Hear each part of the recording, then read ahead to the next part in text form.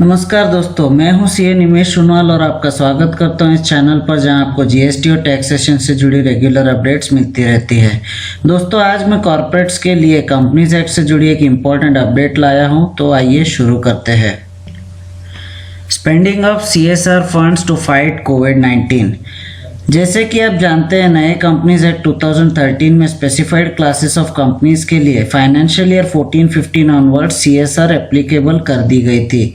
CSR यानी corporate social responsibility. इसके बारे में मैं डिटेल में नहीं जाऊंगा, बस बता दूं कि कंपनी जब सोसाइटी के economic and financial resources, natural resources, man power etcetera use करके अपना बिजनेस चलाती है, तो उसका ये मॉरल ऑब्लिगेशन बनता है कि वो एनवायरनमेंट के लिए, सोसाइटी के लिए और उसमें रहने वाले लोगों के लिए कुछ बेनिफिट करे, कुछ डेवलपमेंट करे। इसी ऑब्लिगेशन को सीएसआर कहते हैं। सीएसआर की एप्लीकेबिलिटी का क्राइटेरिया आप यहाँ देख सकते हैं। CSR is applicable to those companies having net worth of 500 crores or more, or turnover of rupees 1000 crore or more, or net profit of rupees 5 crore or more। तो ऐसे companies को उनके 3 साल के एवरेज नेट प्रॉफिट का 2% खर्च करना होता है प्रिस्क्राइब किए हुए CSR एक्टिविटीज़ में, जो शेड्यूल 7 ऑफ कंपनीज एक्ट 2013 में दिए गए हैं। कोविड के चलते जो अलग अलग economic and financial support companies announce कर रही है, उनमें से कौन से सीएसआर के लिए क्वालिफाई होते हैं, ये डाउट्स ट्रेड एंड इंडस्ट्री ने रेज किए थे। इसी को क्लैरिफाई करते हुए ministry of corporate affairs MCA ने रिसेंटली एक जनरल सर्कुलर नंबर 15/2020 10 अप्रैल 2020 को इशू किया है। आज हम इसी सर्कुलर को समझेंगे, तो वीडियो के एंड तक देखिए। ये है वो general circular number 15/2020 issued on 10 April 2020। Circular का लिंक मैंने वीडियो के डिस्क्रिप्शन में डाला है, आप देख सकते हैं।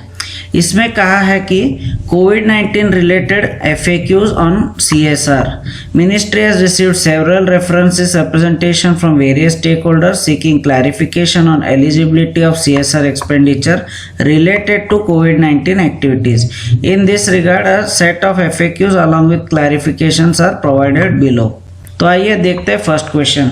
Whether contribution made to PM CARES Fund shall qualify as CSR expenditure? Contribution made to PM CARE Fund shall qualify as CSR expenditure under item number 8 of Schedule 7 of Companies Act। यानी PM CARES Fund को donate किया हुआ amount आपके CSR expenditure में count होगा। Second, whether contribution made to chief ministers relief fund और state relief fund for कोविड-19 shall qualify as CSR expenditure.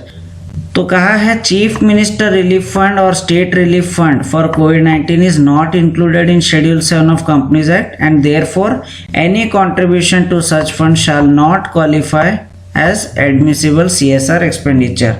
तो CM relief fund, state relief fund for कोविड-19, इन्हें आप डोनेशन देंगे तो CSR एक्सपेंस में काउंट नहीं होगा। नेक्स्ट है whether contribution made to state disaster management authority shall qualify CSR expenditure. Contribution made to state disaster management authority to combat COVID-19 shall qualify as CSR expenditure under item number 12 of Schedule 7 and also clarified by General Circular number 10/2020 dated 23rd March 2020। तो state disaster management authority को आपने donation दिया है तो वो qualify होगा CSR के लिए। नेक्स्ट क्वेश्चन है whether spending of CSR funds for कोविड-19 related activity shall qualify CSR expenditure. Apart from donation, आप अगर कोई एक्सपेंस करते हैं टुवर्ड्स कोविड-19 तो क्या वो क्वालिफाई होगा? आइए देखते हैं।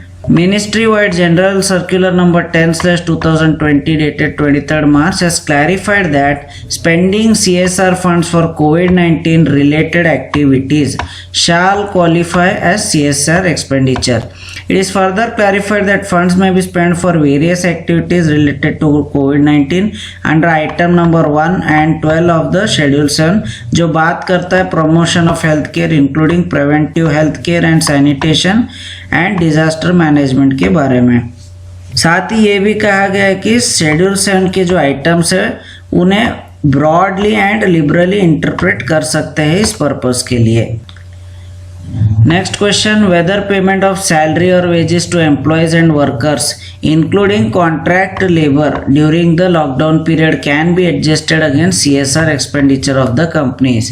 तो लॉकडाउन में जहाँ पर आपके एम्प्लॉयज़ या आपका कॉन्ट्रैक्ट लेबर काम पे नहीं आ रहे फिर भी आप उन्हें पेमेंट ऑफ सैलरी वेजेस कर रहे हैं तो क्या ये CSR में क्वालिफाई होगा। तो गवर्नमेंट ने क्लैरिफाई किया है कि पेमेंट ऑफ सैलरी और wages in normal circumstances is a contractual and statutory obligation. Similarly, payment of salary and wage to employees and workers even during the lockdown period is a moral obligation of the employers as they have no other source of employment or livelihood during this period. Thus, payment of salary and wages during the lockdown shall not qualify as admissible CSR expenditure। तो normal circumstances में आप जो salary wages पे करते हैं वो तो required है मगर लॉकडाउन में जो आप सैलरी एंड वेजेस पे करते हैं वो मॉरल ऑब्लिगेशन के तहत आप पे करते हैं ये CSR के लिए क्वालिफाई नहीं होगा। नेक्स्ट क्वेश्चन है whether payment of wages made to casual और daily wage workers during lockdown period can be adjusted against CSR expenditure.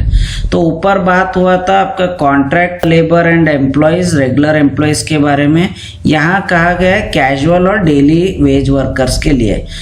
Similarly यहाँ पे भी वही एप्लीकेबल होगा कि it is more on moral and humanitarian grounds, तो CSR के लिए ये काउंट नहीं होगा। लास्ट क्वेश्चन है whether payment of ex gratia to temporary casual daily worker shall qualify as CSR expenditure. तो इसे क्लैरिफाई करते हुए कहा गया कि if any ex gratia payment is made to temporary casual daily workers, ध्यान दीजिए, over and above the disbursement of wages specifically for the purpose of fighting COVID-19, the same shall be admissible towards CSR expenditure as a one-time exception provided there is an explicit declaration to that effect by the board of the company and is duly certified by the statutory auditor। तो basically x gratia payment यानी जो आप legally पे करने के लिए bound नहीं है and more on moral grounds आप पे करते हैं, तो ये वो पेमेंट है जो आप रेगुलर वेजेस के ओवर एंड अबव दे रहे हैं स्पेसिफिकली फॉर फाइटिंग COVID-19।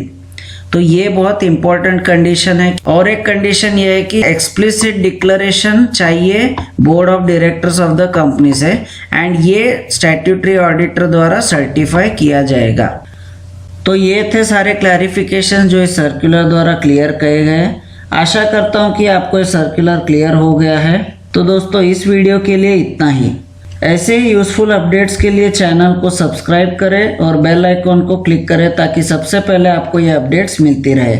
अगर आपको वीडियो पसंद आए तो लाइक, कमेंट और सभी के साथ शेयर करना मत भूलिए। तो मिलते हैं अगले वीडियो में, तब तक के लिए घर पर रहिए, स्वस्थ रहिए, सुरक्षित रहिए।